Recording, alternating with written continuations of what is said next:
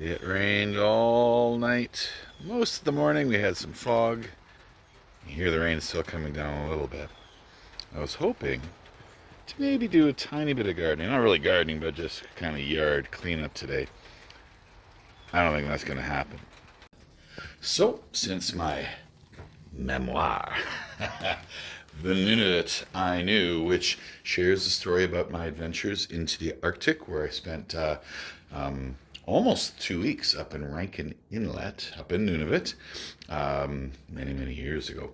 That memoir is only about 2 weeks away from being published for it's almost ready. It's at the formatters right now. And so today, because it's raining, what I'm going to do is I'm going to get a head start on some promotions. Now, I told you that I was going to share a series of videos, and this is it, where I share what I'm doing to promote my memoir.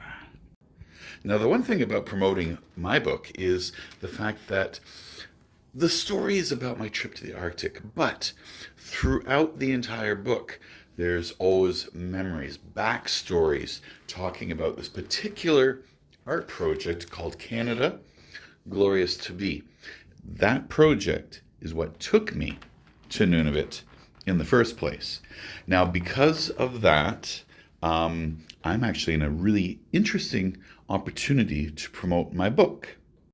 For 5 years before I went to Nunavut, I traveled all across Canada with my wife and my pets. And so part of my promotion is reaching out to a lot of these communities where I lived during that 5 year travel across Canada. And that's what I'm doing today. So today I am compiling a list of email addresses from Manitoba. For a year and a half, my wife and I stayed in a little town. It's about 3 hours outside of Winnipeg, a little town called Neepawa.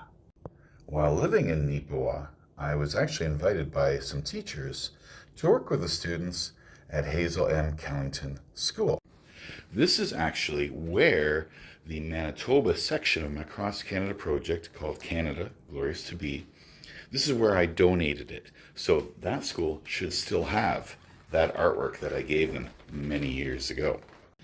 So in just a few minutes, I was able to get quite a few email addresses for teachers from that school. Now, in a couple weeks, when my book is ready, that's when I'll be reaching out to them and saying, hey, do you remember me? Do you remember my artwork? Well, let me tell you about a book that I just wrote.